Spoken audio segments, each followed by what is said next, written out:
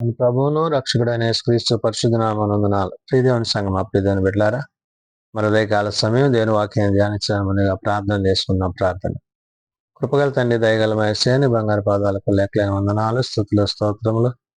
గతించిన రాత్రి అంతా నీ రేఖల చాటును కాచి కాపాడి సంరక్షించిన దేవ మరి కాల సమయం సజ్జల లేఖను చేరి ప్రార్థించుండగా వాక్యమైన దేవుడు వాక్యం ద్వారా నాతో మాతో మాట్లాడి మీరే మహిమా ఘనత ప్రభావాలు పొందమని యేసునామమున అడుగుచున్నాము తండ్రి. ఆమేన్. ప్రియదేవుని సంగమా ప్రియదేవుని బిడ్డలారా ఎడదముకు ఏర్పాటు చేయబడిన వాక్య భాగము ఎపిఫనియాలోని 3వ ఆదివారంకి ఏర్పాటు చేయబడిన సువార్త వాక్య భాగము మత్తయి సువార్త 8వ అధ్యాయము 1 నుంచి 13 వచనాలు ధ్యానం చేసుకుందాం. ఎపిఫనియాలోని 3వ ఆదివారంకి ఏర్పాటు చేయబడిన సువార్త వాక్య భాగము మత్తయి సువార్త 8వ అధ్యాయము 1 నుంచి 13 వచనంలో ఈ విధంగా రాయబడినవి. ఆయన ఆ కొండ మీద నుండి దిగి వచ్చినప్పుడు బహుజన సమూహములు ఆయనను వెంబడించెను. ప్రియదేవుని సంగమా ప్రియదేవుని బిడ్డలారా, యేసుక్రీస్తు ప్రభువారి పరిచర్య చేసిన దినాలలో ప్రభువుని వెంబడించిన అనేకమైన జనాంగము. అవును, ఆయన ఈ లోకంలోనికి మానవులమైన మనలను రక్షించడానికి తండ్రి యొద్ద నుండి పంపబడి తండ్రి యొక్క ప్రేమను మనకి కనబరిచి ఆ ప్రేమలో మనం జీవించడానికి పరిశుద్ధాత్మ దేవుడు మనకి సహాయుడై ఉన్నాడు.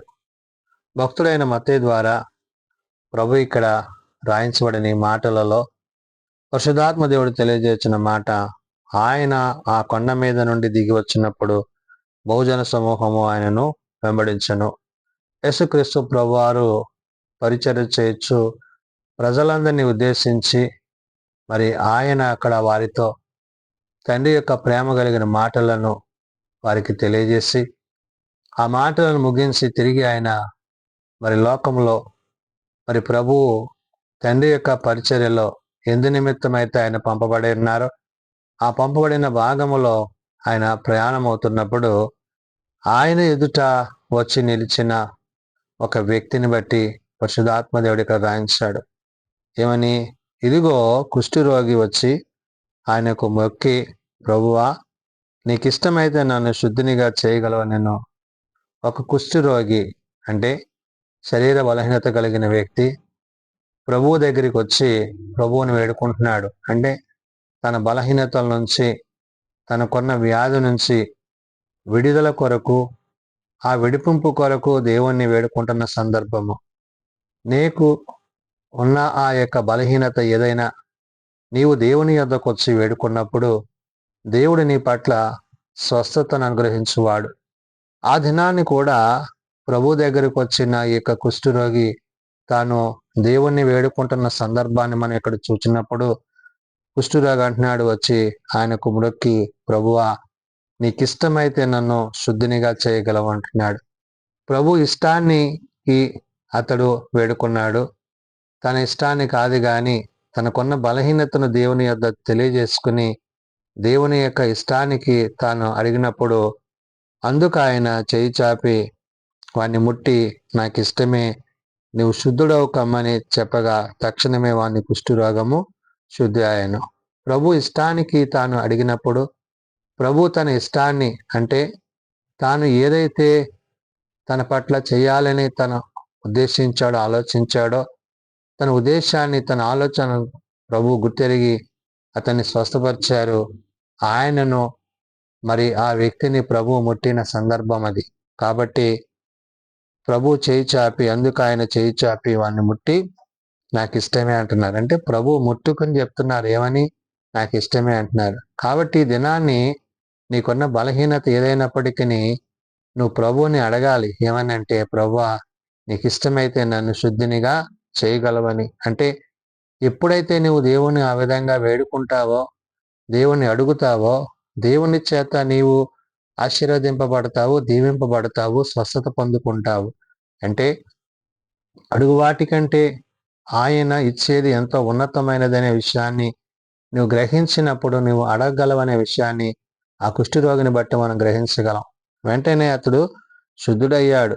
నీవు శుద్ధుడవు కమ్మని చెప్పగా తక్షణమే వాని కుష్ఠరోగము శుద్ధి ఆయను.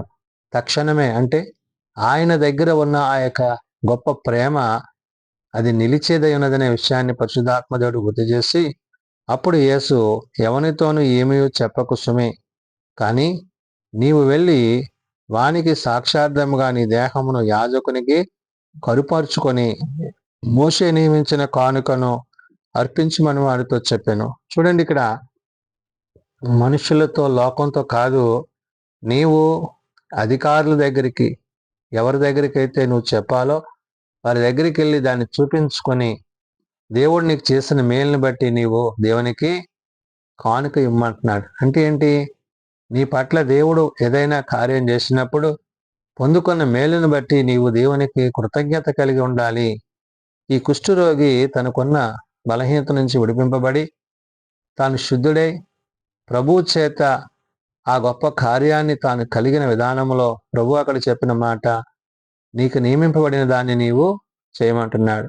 కాబట్టి నేడు మనము దేవుని విషయంలో, దేవుని యొక్క ఆలోచనల విషయంలో మనము అట్టి మనస్సు కలిగి ఉంటే దేవుడు తప్పక మన పట్ల, ఆనాడు కుష్ఠరోగిని స్వస్థపరిచిన దేవుడు నేడు నిన్ను కూడా ఆ బలహీనత నుంచి విడిపింపచేయనని పరిశుద్ధాత్మ దేవుడు గుర్తు చేస్తున్నాడు. మరి ఒక సందర్భంలో ఆయన మరి ఒక వ్యక్తిని గురించి మాట్లాడుతూ, ఆయన కపెర్నహూములో ప్రవేశించినప్పుడు ఒక శతాధిపతి ఆయన యొద్దకు వచ్చి, ప్రభువా, నా దాసుడు పక్షవాయువుతో మిగుల బాధపడుచు ఇంటిలో పడి ఉన్నాడని చెప్పి ఆయన వేడుకొనెను. శతాధిపతి తన యొక్క విశ్వాసాన్ని ఇక్కడ కనపరుస్తున్నాడు. అంటే ఎవరైతే తన దాసుడు బలహీనుడై ఉన్నాడో ఆ బలహీనుడైన దాసుని గురించి శతాధిపతి ప్రభు దగ్గర చెప్తున్నాడు, అయ్యా అతని కొరకు. అంటే ఏంటి? దేవుణ్ణి వేడే విషయంలో, అడిగే విషయంలో మనము పూర్తి నమ్మిక కలిగిన వారముగా, విశ్వాసము కలిగిన వారముగా ఉండాలనే విషయాన్ని పరిశుద్ధాత్మ దేవుడు భక్తుడైన మత్తయి ద్వారా రాయించాడు. కాబట్టి ఇక్కడ ఆయన కపెర్నహూములో ప్రవేశించినప్పుడు ఆ శతాధిపతి ఆయన వద్దకు వచ్చి అంటున్నాడు, దేవుని యొక్క మాటలను మరి విన్న తాను, ప్రభువుని గురించి తెలుసుకున్న తాను ఏమంటున్నాడంటే, ప్రభువా, నా దాసుడు పక్షవాయువుతో మిగిల బాధపడుచు ఇంటిలో పడి ఉన్నాడని చెప్పి అంటాడంటే, తన దాసుడు పడి ఉన్న పరిస్థితిని ప్రభువుకి గుర్తు చేసి చెప్పంటున్నాడు.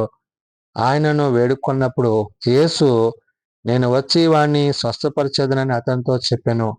మరి తను వేడుకున్న వెంటనే ప్రభు అంటున్నాడు, నేను వచ్చి వాడిని స్వస్థపరుస్తాను. అంటే ఏంటి?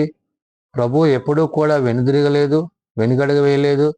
తండ్రి చిత్తాన్ని, ఈ లోకంలో ఆయన చేయవలసిన పని ఏదైతే ఉందో అందులో భాగంగానే ఇక్కడ ఆ శతాధిపతి అడిగిన ఆ యొక్క ప్రశ్నకు ప్రభు సమాధానంగా చెప్తున్నారు, నేను వచ్చి వాడిని స్వస్థపరిచేదని అతనితో చెప్పాను.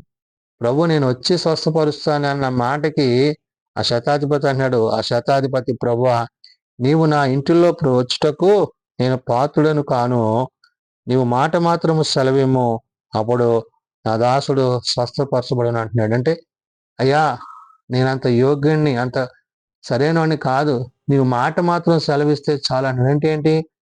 ప్రభువుని ఆహ్వానించే విషయంలో, ప్రభువుని ప్రేమించే విషయంలో తన స్థితి ఏంటో, తన పరిస్థితి ఏంటో ఎరిగిన ఆ యొక్క శతాధిపతి అంటున్నాడు, అయ్యా, నువ్వు మాట మాత్రం సెలవియ్యి చాలు, ఆ దాసుడు స్వస్థత పొందుకుంటాడు. అంటే దేవుని పట్ల నమ్మికను, విశ్వాసతను కలిగిన ఆ శతాధిపతి ఎప్పుడైతే తాను ఆ విధంగా ప్రభువుని వేడుకుంటున్నాడో, ప్రభువుని అడుగుతున్నాడో, నేను కూడా, అంటే ఏంటి?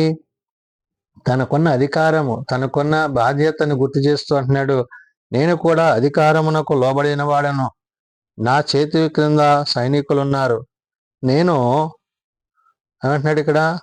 అధికారం కింద పాత్రుడను. అంటే తను దేవుని యొక్క మాటకి ఎంతో విలువనిచ్చిన వాడిగా మనం ఇక్కడ చూడగలం.